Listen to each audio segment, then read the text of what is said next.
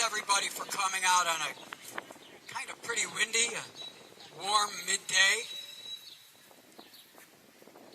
I want to do a couple of acknowledgments first. I want to thank David Conrad for the music, and David, if you don't wilt in the heat, we're hoping you'll play us out at the end of this program as well. Thank you. I'm going to briefly, I also want to thank Chicago Area Peace Action, both the Leadership Committee and the Foreign Policy Working Group. Two of our speakers today are active in the Foreign Policy Working Group. I want to thank the Buddhist Peace Fellowship for loaning us Jack Lawlor this morning. I'll introduce each speaker as they come up. So I suppose without further ado, what? I'm going to introduce him. Yeah, I'm going to introduce him. In turn. Okay.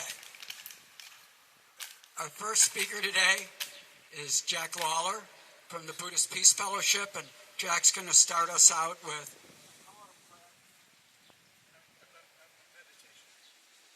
a meditation, and then he's going to share some significant thoughts on the nuclear arms control regime in the moment. Thanks, Jack.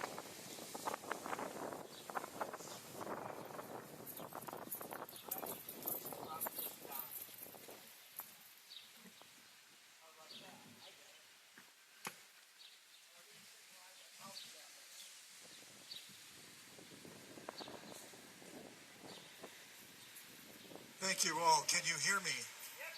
Oh, wonderful, wonderful. A little louder. Okay, come a little closer too. We love you. Okay. I think we're all a little saddened by this 80th commemoration of the tragedies at Hiroshima and Nagasaki. I know I find myself reading about this tragedy all the time and wondering what could have been done. But I have grandchildren, and now I'm looking forward toward the future, and I don't like what I see. It's too reminiscent for me of the 1930s. We all know what happened then. So out of respect for the people who lost their lives in Hiroshima and Nagasaki, I'd like to begin today by just offering a moment of silence between the sound of the bell, just a moment or two, just out of respect for those lives lost.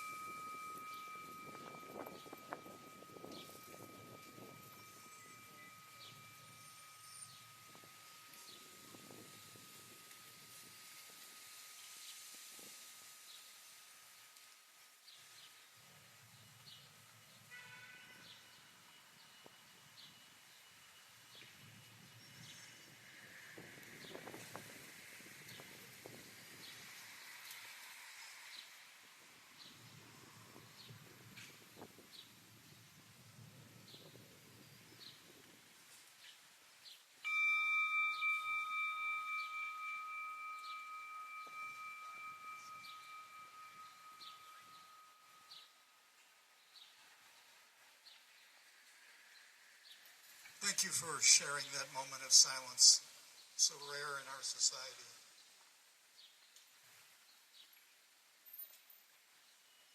I'd also like to begin by reaching out for an ancient text.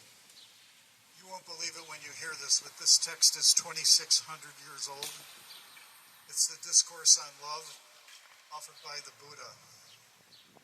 I like to reflect on this because the word love seems to have vanished from our public discourse. And I often wonder where we would be if we could revive its use. He or she who wants to attain peace should practice being upright, humble, and capable of using loving speech. He or she will know how to live simply and happily, with senses calmed, without being covetous and carried away by the emotions of the majority. Let him or her not do anything that would be disapproved of by the wise ones. And this is what he or she contemplates. May everyone be happy and safe, and may their hearts be filled with joy. May all beings live in security and peace, beings who are frail or strong, tall or short, big or small, visible or not visible, near or far away, already born or yet to be born. May all of them dwell in perfect tranquility. Let no one do harm to anyone. Let no one put the life of anyone in danger. Let no one, out of anger or ill will, wish anyone any harm. Just as a mother loves and protects her only child at the risk of her own life, we should contemplate boundless love to offer to all living beings in the entire cosmos. We should let our boundless love pervade the whole universe, above, below, and across. Our love will know no obstacles. Our heart will be absolutely free of enmity. Whether standing or walking, sitting or lying, as long as we are awake, we should maintain this mindfulness of love in our heart. This is the noblest way of living.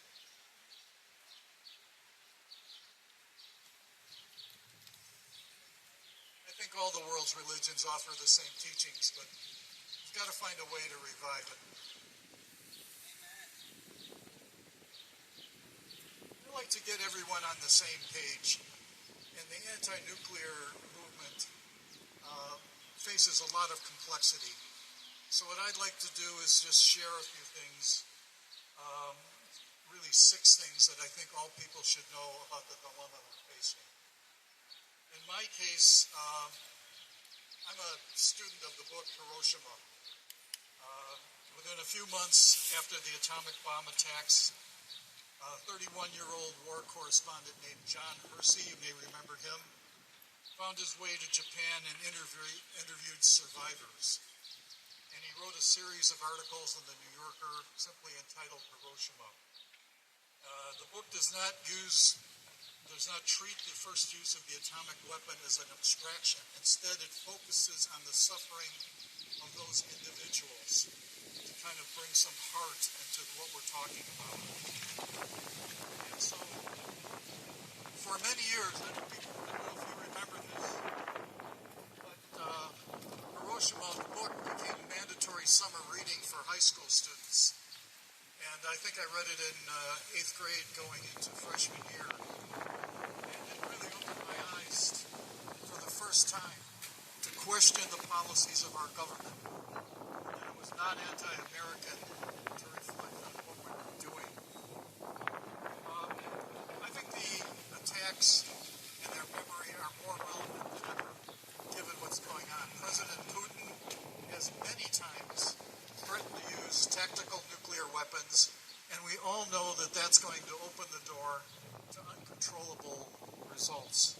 He's also using hypersonic missiles, another unprecedented escalation.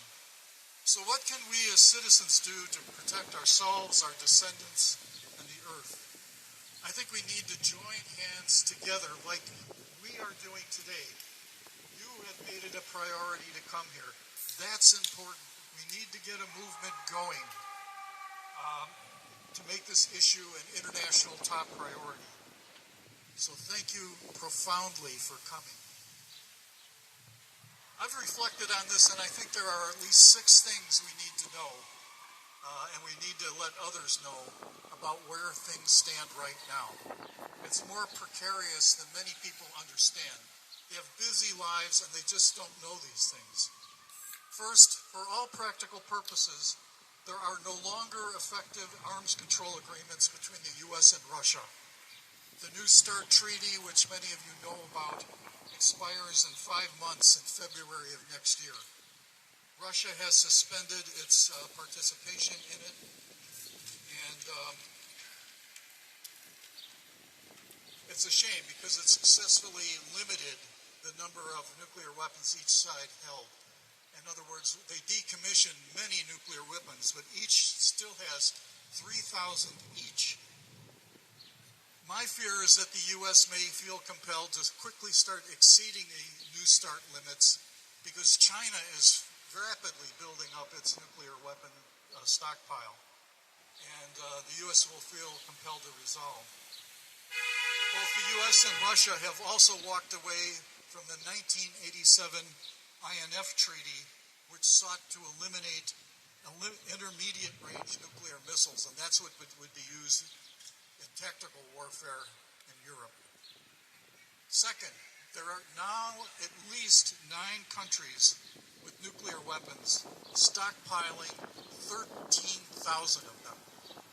So the U.S. and Russia have 6, and other countries have another 7,000. Third, there have been UN resolutions pledging signatory countries to forego first use of nuclear weapons. This is a very admirable effort, but its effectiveness can be questioned, and because the 9 nations who actually possess nuclear weapons either haven't signed or privately feel free to violate the treaty. The 1990 Treaty on the Non-Proliferation of Nuclear Weapons, the NPT, which I think David will address later, has limited the number of states possessing nuclear weapons, but this success may end soon, and this is important. If Iran decides to proceed rapidly with a bomb in the wake of the Israeli-U.S. air attacks, and if in the case of concerns about the reliability of the so-called U.S. nuclear umbrella over its allies, which many countries have been relying on in the past. Fourth, U.S. peace and justice groups have been pushing hard for the U.S. to forego first use of nuclear weapons. But you should know that the legislative resolutions always stall in a toxically divided Congress preoccupied with culture wars. Fifth, peace groups' efforts have tried to regulate the U.S. President's authority, his sole authority, to authorize a nuclear attack. And apart from verifying that the order to launch comes from the President, U.S. protocols do not require discussion or review of the order to attack by any other U.S. official. This is dangerous if an autocratic or unstable individual occupies the Oval Office. Can you think of any? And I'm sorry to report, and this is relatively recent news, that Senator Tim Kaine's recent effort to regulate the president's authority was recently defeated by the U.S. Senate in a 53 to 47 vote. So elections matter. 6, as you can glean, a new nuclear arms race may begin imminently. The cost to refurbish the U.S. Sentinel land-based missile system alone has escalated to $141 billion just to replace what's in those land-based silos in the plain states. Plus, and this is significant, President Trump has recently announced his interest in building a new, what he called Golden Dome, anti-ballistic missile system akin to President Reagan's ill-fated Star Wars system. And this would likely trigger a costly anti-ballistic missile system arms race among major countries. I suggest that we as peacemakers not assume that the U.S. public is very familiar with any of this, any of what I've just described, and begin a dialogue that uses plain language and calm but dedicated tones to demonstrate the need, I should say, to avoid future Hiroshimas and Nagasaki's. This is what people can be encouraged to do. First, learn more about the situation. Visit the magazine store at Evanston and Maine and see all the anti-nuclear magazines and get smart about these topics. It takes a while, but it's worth it. Second, let's work together to support pending House Resolution 317, which adopts the so-called back from the brink talking points about how to turn all this around by first convincing all nuclear-armed countries and others to reduce their arsenals. That's the first point.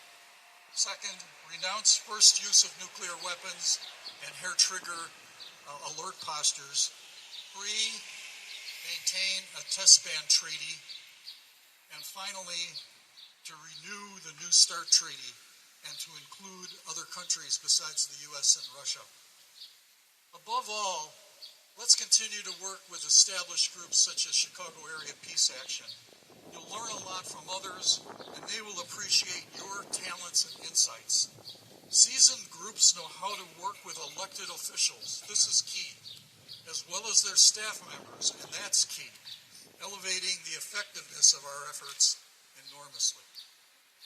So let's ponder all this with the same curiosity of a young John Hersey and work together to prevent future Hiroshimas and Nagasaki's.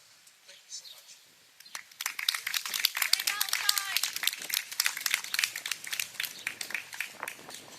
Thanks, John. I read Hiroshima in 8th grade also. I'll be 70 years old in September. I have a 40-year-old, a 39-year-old, and a 35-year-old. They never read them. They were not asked to read those books. We are literally sleepwalking our way to unimaginable disaster. And we're not going to get this right by asking government officials to do what's right until we change the narrative in the public square.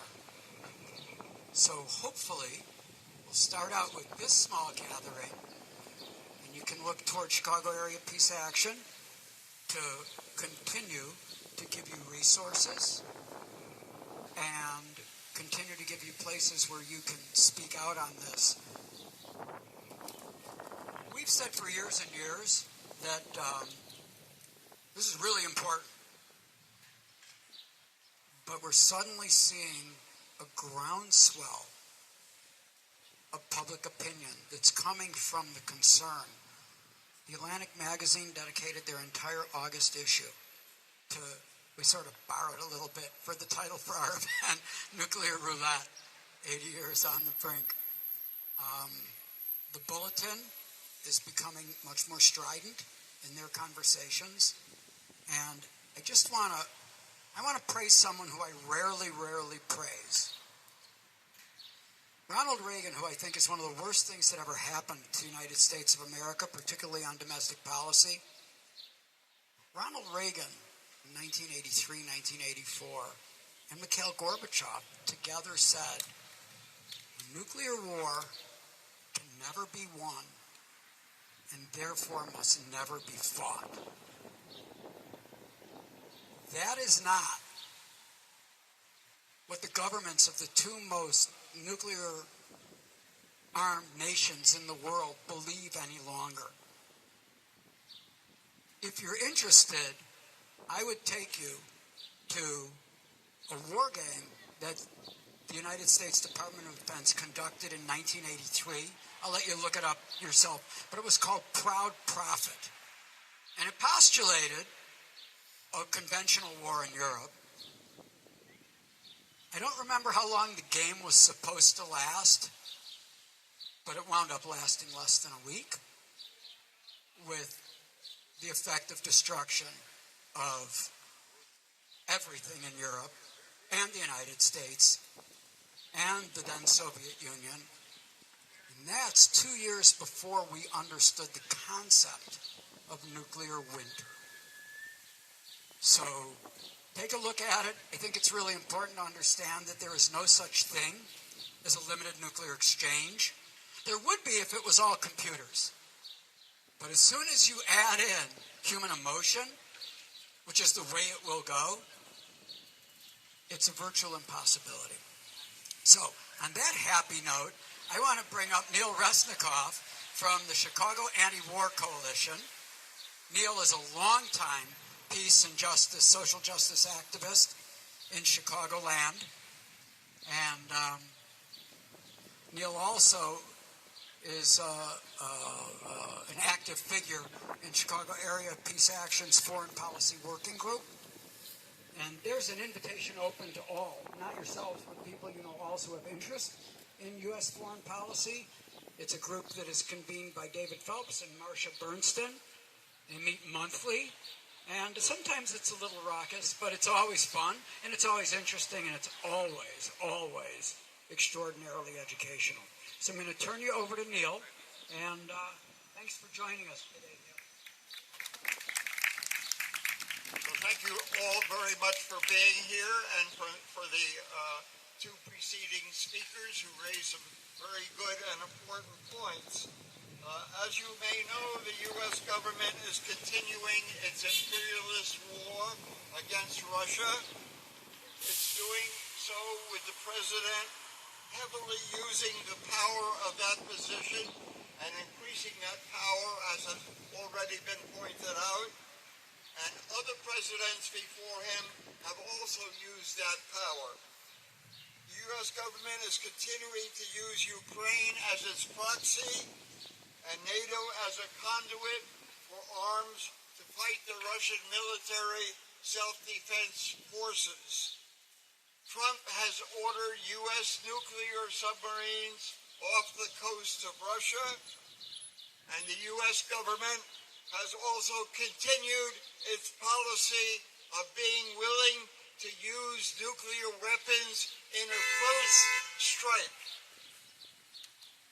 The Russian government, realizing the current threats, has now declared it's removing its self-imposed restriction on deploying mid-range missiles. A very dangerous situation with increased threat of nuclear war, as has already been pointed out, and there has not been big enough attention to this issue and debate. We need to do whatever else we can on this. Meanwhile, the U.S. government is complicit in the horrendous genocidal massacre of over 60,000 Palestinians. And this all comes in the wake of the 80 years ago today atomic bombing of Nagasaki, and a few days ago the atomic bombing of Hiroshima.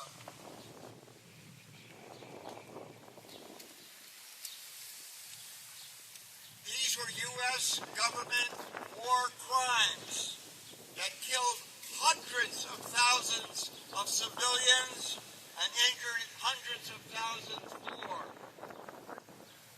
Since then, the U.S. capitalist ruling class, using Democrats and Republicans, has illegally and unjustified killing millions more civilians in countries around the world, using other kinds of weapons than the atomic bombs, but using depleted uranium weapons. The U.S. government actions have all been to suppress opposition and beat back competition for raw materials, labor power, and markets. The aim is to ensure maximum profits for the big banks and corporations that run the U.S. These ruthless acts of U.S. imperialism are usually covered over by some noble-sounding justifications and excuses. Noble-sounding justification was true in the U.S. government atomic bombing massacres in 1945. As the U.S. said, oh, it saved hundreds of thousands of lives of American troops, among other things that it said. And it's still promoting that lie. Trump said on June 25th, at the NATO summit, that the atomic bombing of Hiroshima and Nagasaki ended the war, which is a lie. President Obama said in a speech in Hiroshima in 2016 that World War II reached its end with Hiroshima and Nagasaki, which is a lie. These lies have been exposed. For example, General Curtis LeMay said 2 weeks after the end of the war, quote, the atomic bomb had nothing to do with the end of the war. The war would have ended in 2 weeks without the atomic bomb. Admiral William Leahy, who was President Truman's chief of staff, said, quote, the use of this barbarous weapon at Hiroshima and Nagasaki was of no material assistance in our war against Japan. The Japanese were already defeated and ready to surrender.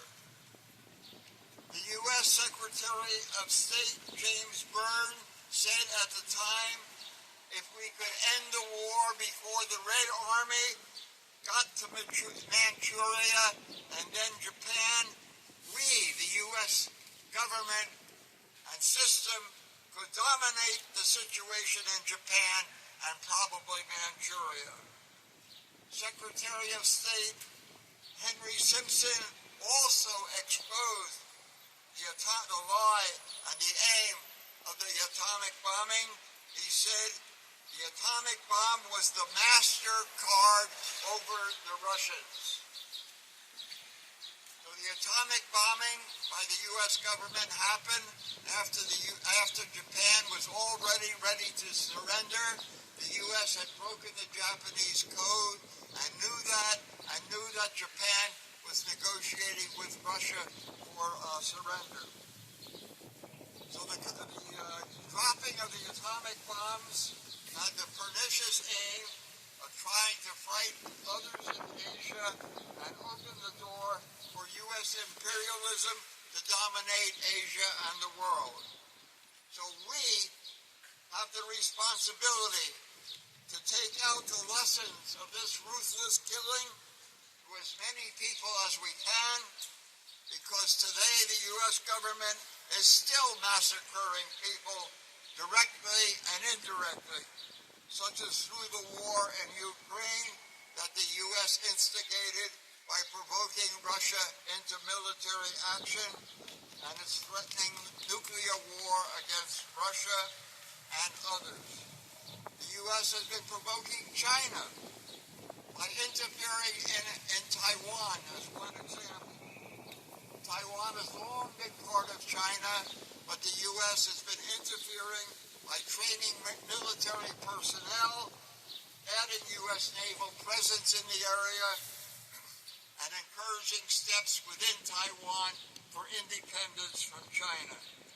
China has been opposing this with various statements and exercises, preparing for a possible military invasion of Taiwan, and keep in mind that China has nuclear weapons and might be willing to use them in a situation like this.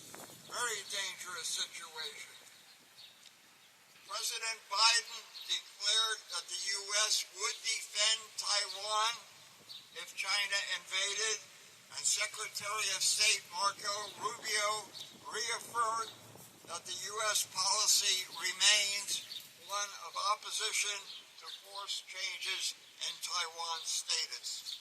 Very dangerous situation. And in the situation where the U.S. government is still the world's greatest perpetrator of nuclear proliferation and threatening its use. So the solution, in the view of the Chicago Anti-War Coalition, is to completely eliminate this U.S. imperialist system and its nuclear terrorist apparatus. How about if we take up these slogans? No more Hiroshimas and Nagasaki. No more Hiroshimas and Nagasaki. No to the use of force to settle conflicts between nations. No to the use of force to settle conflicts between nations. Dismantle NATO. Dismantle NATO. All out to organize an anti-war government. All out to organize an anti-war government. Thank you very much. Hope to see you further in the streets. Thank you, Neal. A quick bit of housekeeping. Thank you, Neal. That was great. I didn't mention that there's cold drinks over here for anyone that might like them. No donations required. Now I'd like to bring up Sean Reynolds, longtime activist, traveled for his activism, was in Iran with Code Pink a year or two ago, did a lot of work with Kathy Kelly and the Voices for Creative Nonviolence, the No Iran Coalition, and Sean is also the curator of the Chicago Area Peace Action viewpoints on our website. Feel free to make submissions. Sean?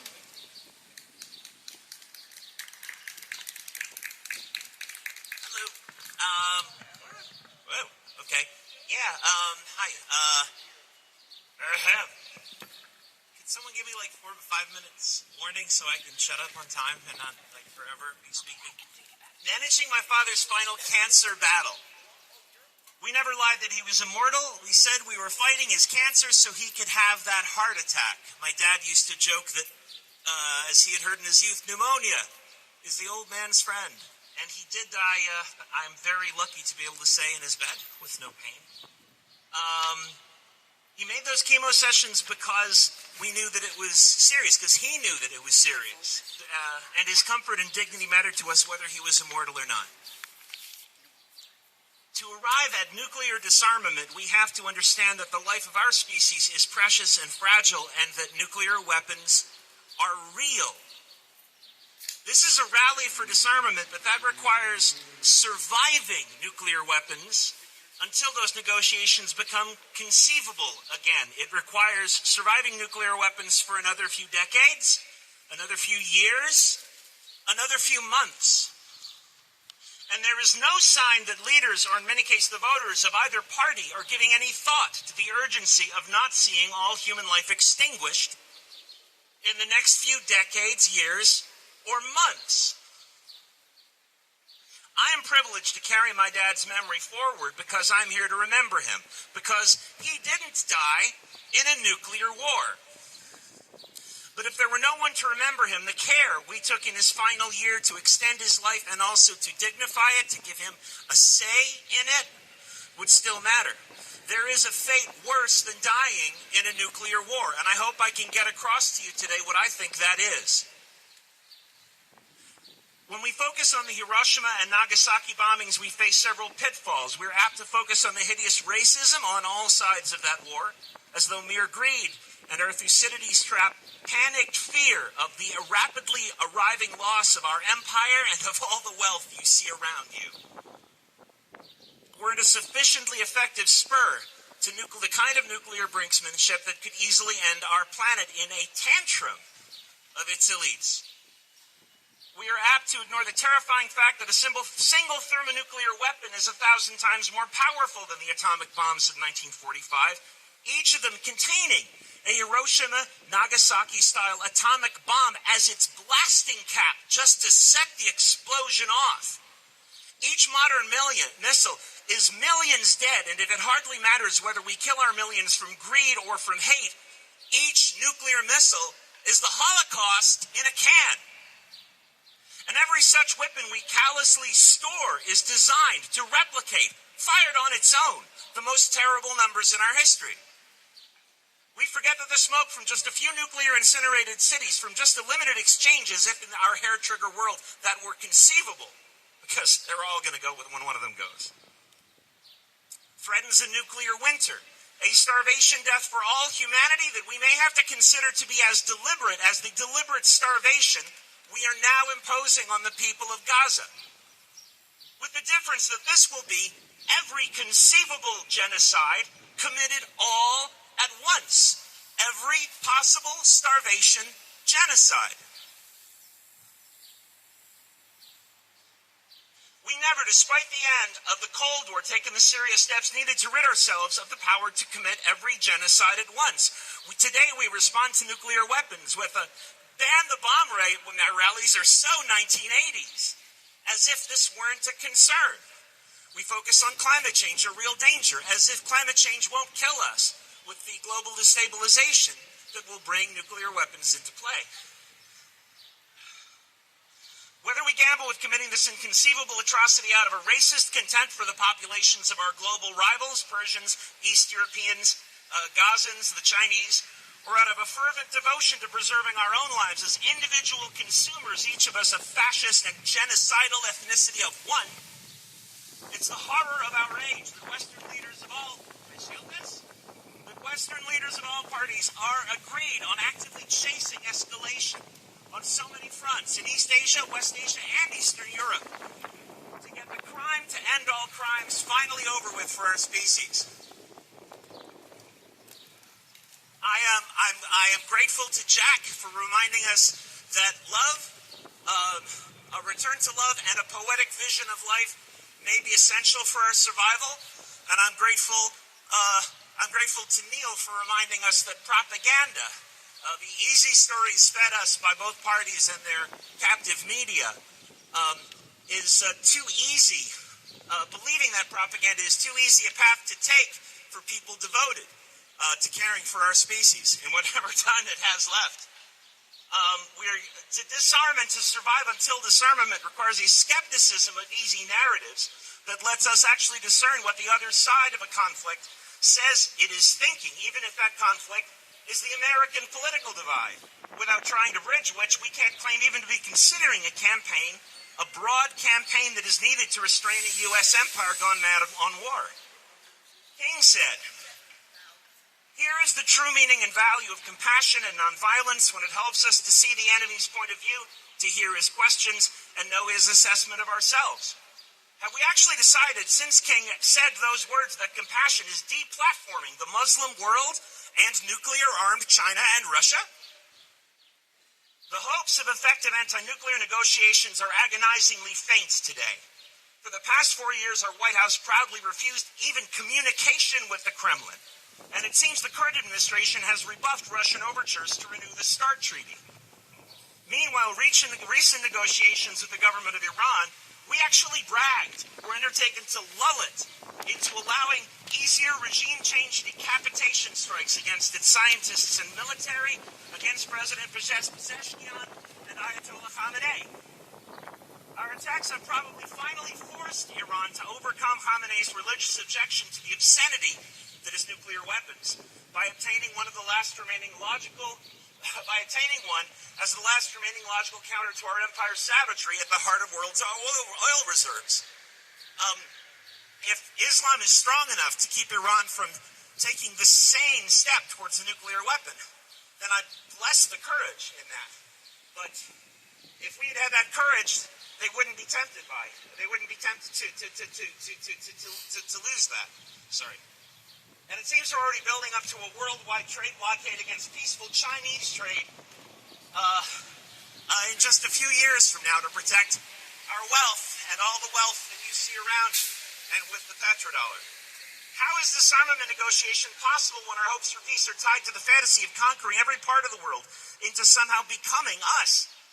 Every war we fight, like the one in which we are callously, piously wood-chippering Ukraine, its future and its youth, both parties recast as a sacrament of peace. We are soon to discover that our sole remaining strength as an empire is our nuclear arsenal, and when we do, how will we make our leaders accept that empire's loss without falling back on nuclear powers in a final tantrum? Have we even convinced ourselves? The fact is that we will get rid of nuclear weapons a few centuries or decades or months from now when we fire them. Even if we disarm, the technology is still there to reacquire. And it's like I told my dad, there will be a nuclear... and it's like I told my dad, we're getting you past this one death, we hope, so you can live a little longer. This script is weird. There will be a nuclear war, and our struggle is to decide if it's now or later, and what we will do, how we will make our lives meaningful in the interim. We live on a practically unescapable planet with limited physical and cultural resources, and with Star Trek and Star Wars as genre fiction. Climate change is real, and there aren't infinite rabbits in the magical science hat to replace the ecological and cultural resources the West has always led the world in quickly throwing away, including the patience with community and democracy, which allows for sincere negotiation inside our country and out. Until the world now finds itself begging the West to hold off nuclear war month by month. This is not a drill. We have to stop rearranging the deck chairs for our happy ending retirement on the Titanic and begin shouting about icebergs. We need the dialogue within our society that could let us compel either wing of our government to surrender its power and avoid simply exterminating us. At this moment, we are grieving the impossibility of partying or lecturing ourselves safe, or snubbing the world into silence or compliance until we can safely conquer it. That's over. Our unipolar moment is over.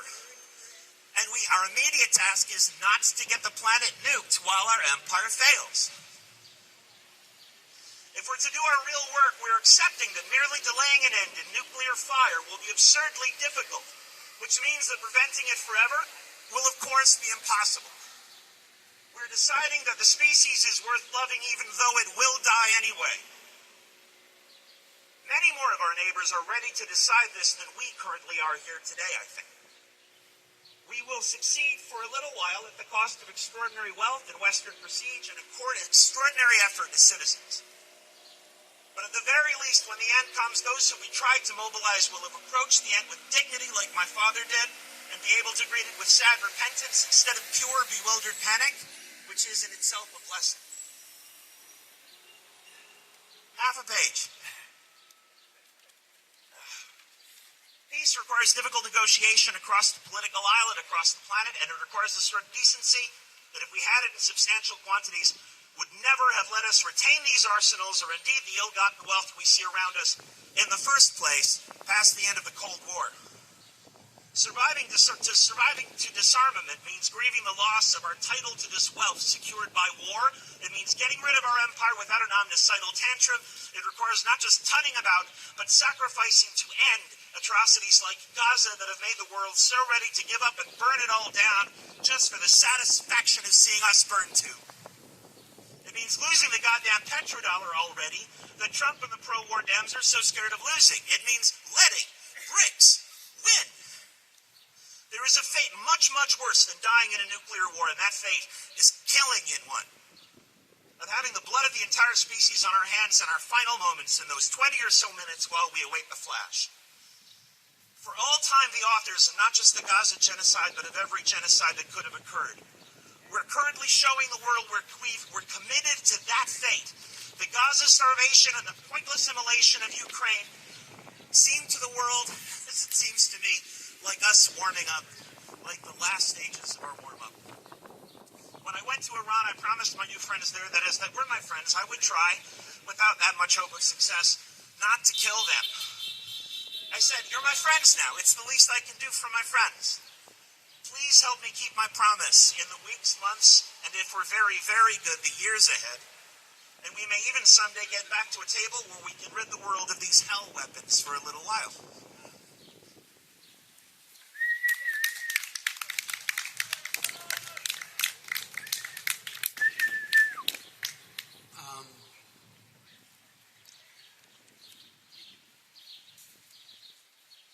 I'm going to give you guys a few of my remarks, And we're going to have an action we're asking you to take. We'll do handouts about 5 minutes from now or so.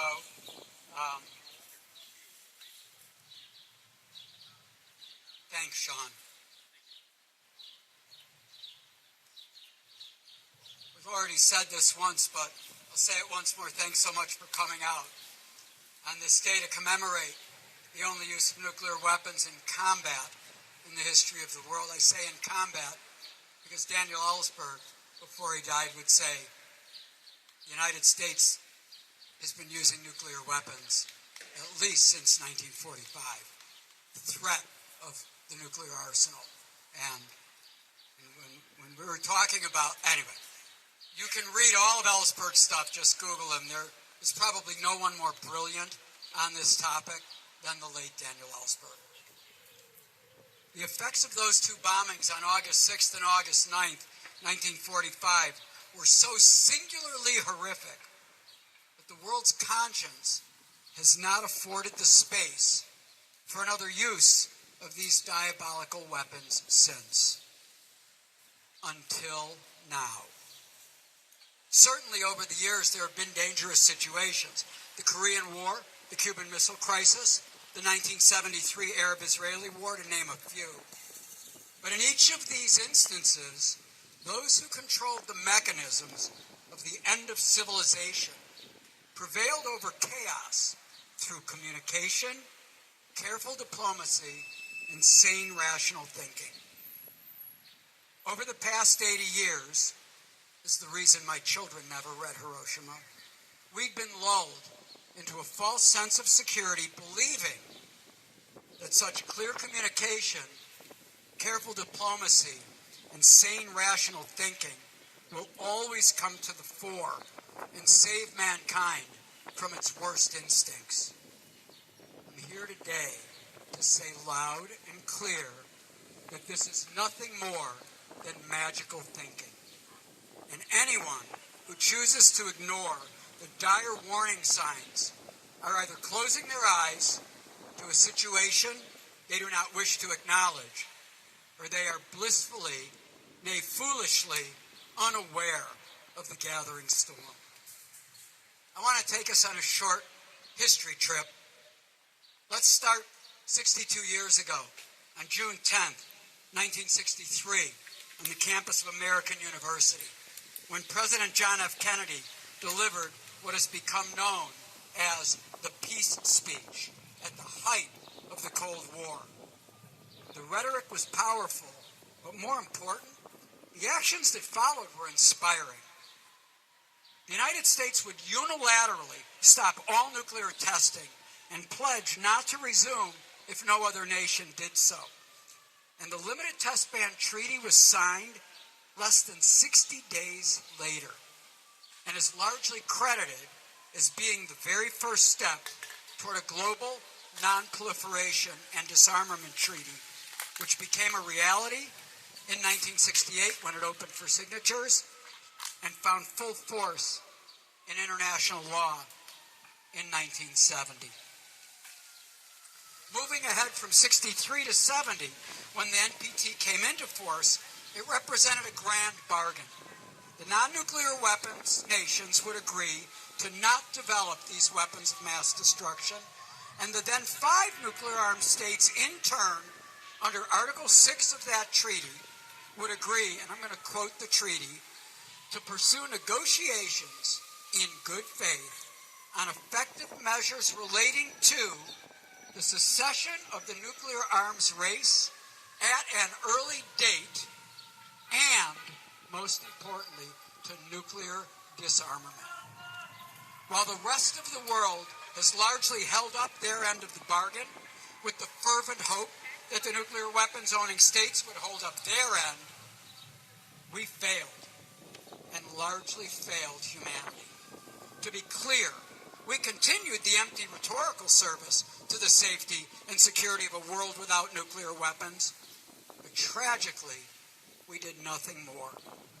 Continuing on our historical journey, we'll jump ahead to Prague, April 2009. The newly elected president, Barack Obama, promised, and I'm going to quote his speech, So today, I state clearly and with conviction America's commitment to seek the peace and security of a world without nuclear weapons. 16 years later, we've done nothing. Such great hope. Alas, a short 2 years after that speech, in 2010, that same president signed into law a full and complete nuclear modernization program committing $1.5 trillion over 30 years to a complete overhaul of our entire nuclear weapons architecture. This boondoggle has ensured that the U.S. would not and will not lead on the disarmament obligations all signatories to the treaty claimed to undertake under Article 6. Finally, in one more attempt to position the U.S. as the keeper of the nuclear disarmament flame, in 2020, then-President Joe Biden spoke repeatedly on the campaign trail, stating that the sole purpose of our nuclear arsenal will be deterrence, and deterrence only. The clear understanding that the U.S. would then adopt, were he to be elected and sworn in, a no first-use policy, which he promptly never spoke of again after being sworn into office. And now we come full circle to this moment. Martin Luther King recognized more than 60 years ago that our scientific power has outrun our spiritual power. Indeed, with the massive growth of scientific knowledge and lightning-fast global communication systems, it is no longer possible to keep nuclear weapons technology and the accompanying scientific knowledge bottled up to be dispensed only to whosoever we see fit to possess it. That ship has sailed, and so we have become, in King's words, a nation of guided missiles and misguided men. And we have very little left to bargain with, save our rapidly vanishing moral authority. And with the current administration's fixation on demanding that the industrialized nations of the world arm themselves to the teeth with U.S.-made weapons and weapon systems, we now face the very real nightmare. We now face the very real nightmare of at least a dozen or possibly more nuclear-armed nations in the near future. In the last year of his life, I heard Daniel Ellsberg say on more than one occasion, the possibility of a nuclear detonation by design, miscalculation, or accident is not 0%.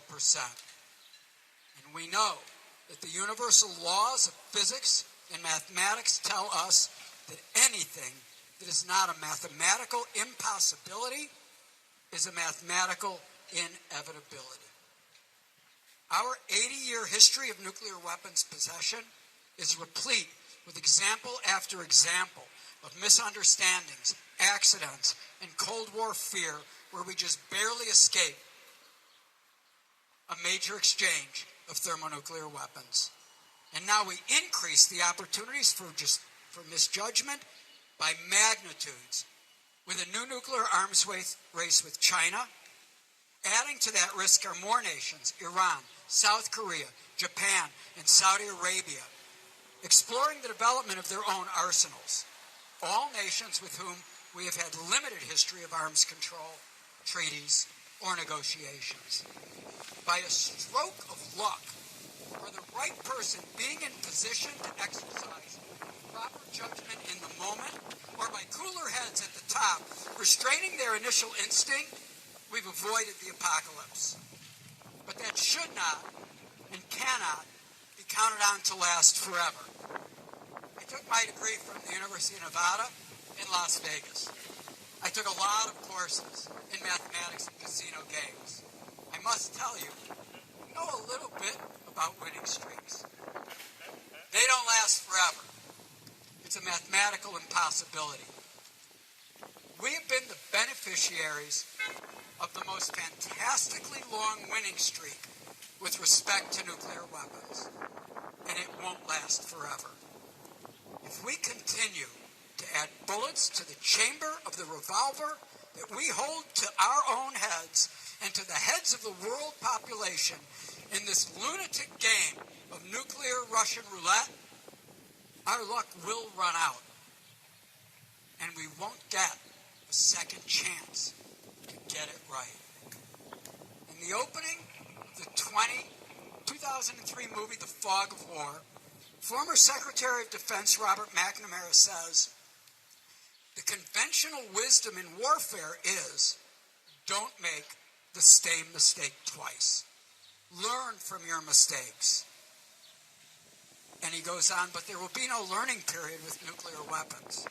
You make one mistake, and you're going to destroy civilization. And now we know about nuclear winter.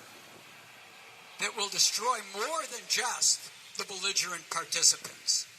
We will functionally obliterate human civilization across the planet. And we won't get a second chance. When it happens, if it happens, when it happens, Carl Sagan said, the living will envy the dead. Because going in the flash, it's over. If you live through that, and no crops can grow, and no healthcare officials are left, the living will indeed envy the dead. In this historic moment, it's incumbent on the United States, as a leading possessor of nuclear weapons, to summon both the moral authority and the political will to stand before the world and acknowledge mea culpa, mea culpa. We are now morally required to finally act under our obligation to the grand bargain that was and is the Nuclear Non-Proliferation Treaty. We must commit to no longer preach temperance from a bar stool. If we are asking South Korea, Japan, Iran, Saudi Arabia, and other non-nuclear weapon states to hold off on developing their own nuclear arsenals, then we must be prepared to lead by example. If we are unable to do so, we will fall victim, as Martin Luther King reminded us in New York City, 1 year to the day before his tragic assassination, and 1 year before the Nuclear Non-Proliferation Treaty came into force. If we do not act, we shall surely be dragged down the long, dark, and shameful corridors of time, reserved for those who possess power without compassion, might without morality, and strength without sight. Half a page. I'll close by paraphrasing the first century sage Hillel the Elder. If not us, who? If not now, when? Let us hope that our children and our children's children will live to see the answer to that ancient philosophical question. Should they not, it will need to be answered 1,000 or more years from now by the few thousand descendants of the unfortunate survivors of the inevitable nuclear holocaust as they continue to rebuild the shattered fragments of global society. I was hoping to end on an up note. It's not an up note. It's hard to have an up note. Anyway, thank you all for attending. I have a couple of quick announcements on behalf of Kappa. We should have already handed out some little leaflets. Please hit them with your phone. It will go to your member of Congress. These are the back from the Brink pieces. And those guys are great. You should look at their website. They've been at this for a long time.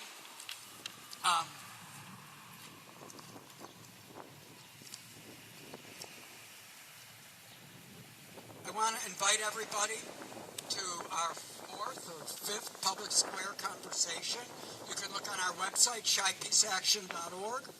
On August 14th, that's this coming Thursday, we've been convening our supporters and other interested folks for about 4 or 5 months now in these conversations to build the political will to move the needle within the public square.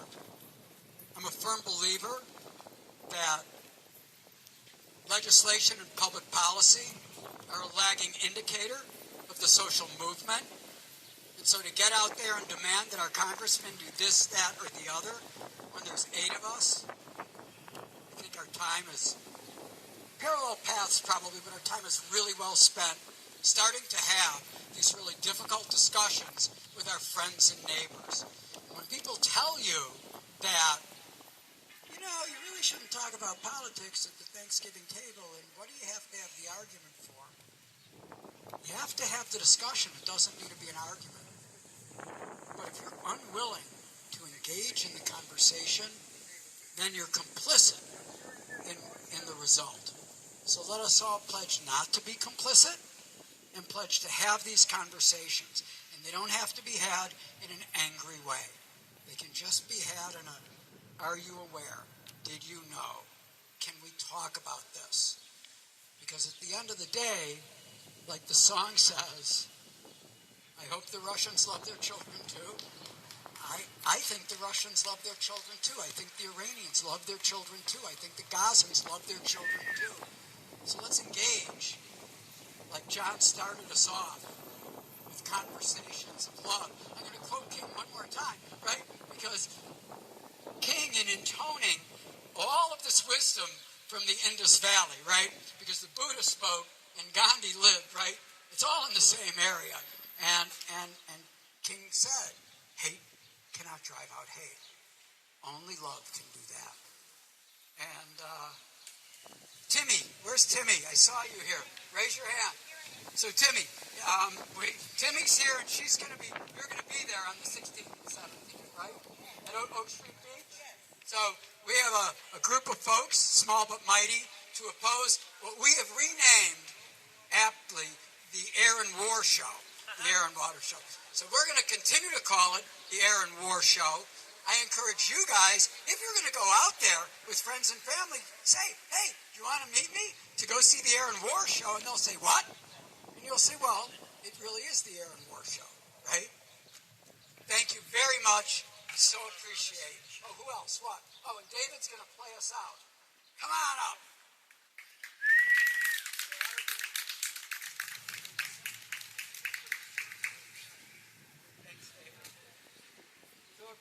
If you think that none of this makes a difference, I was 18 near the end of the Vietnam War, and I got my induction notice into the Army. And my dad, who was a Purple Heart veteran of the Battle of the Bulge, he said, Dave, he said, I love to go to Canada. A week later, they started pulling the troops out of Vietnam, so I didn't have to go. But I was involved in a lot of protests as a teenager, and I really believe that it was those protests that stopped the war. It was the consciousness raised by those, and that's why these groups are so important. It really is. I loved what John had to say about the quote from the Buddha about love. I was going to sing One Love by Bob Marley to end this, but my music stand won't stay up, and I don't know the chords and the words without it. So I'm going to do a song that I know the words, because I wrote it. But it's called Doing the Two-Step. And in my family, there's a whole tradition of dancing. My mother and father met at the Aragon Ballroom dancing. And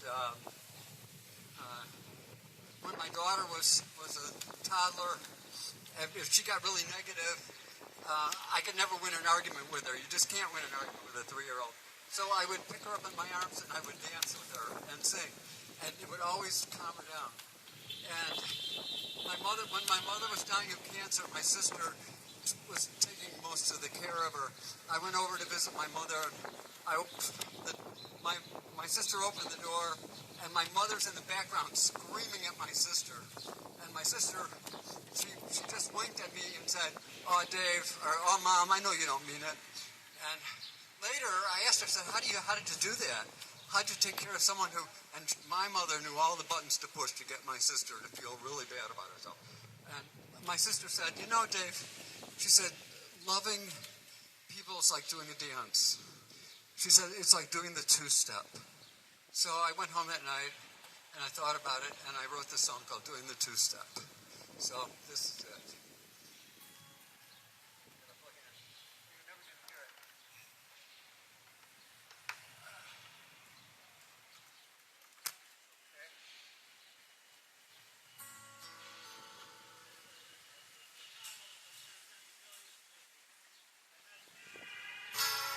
Hear it?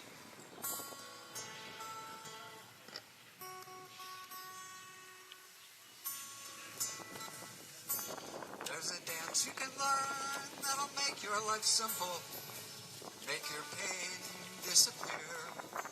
It's a dance of believing, it's a dance of forgiving, a two-step to dry up your tears. It's the last thing you think of when you've been rejected, and you just put up your guard. But doing the two-step is as easy as counting those things that make loving so hard. La da la da da da, la da da da da, da la da da da da da. Though you may be clumsy with two left feet, it's easy to learn your part. Just put your foot forward and pick up the beat to the music that plays in your heart. It's the last thing you think of when you've been rejected and you've just put up your guard. But doing the two-step is as easy as counting those things that make loving so hard. La da la da da da, la da da da da, da la da da da da. Just when they need you and you need them, they push you away. And it takes some footwork and a little rehearsing at that moment to stay. It's the last thing you think of when you've been rejected and you've just put up your guard. But doing the two-step is as easy as counting those things that make loving so hard. La da la da da da, la da da da da, da la da da da da da.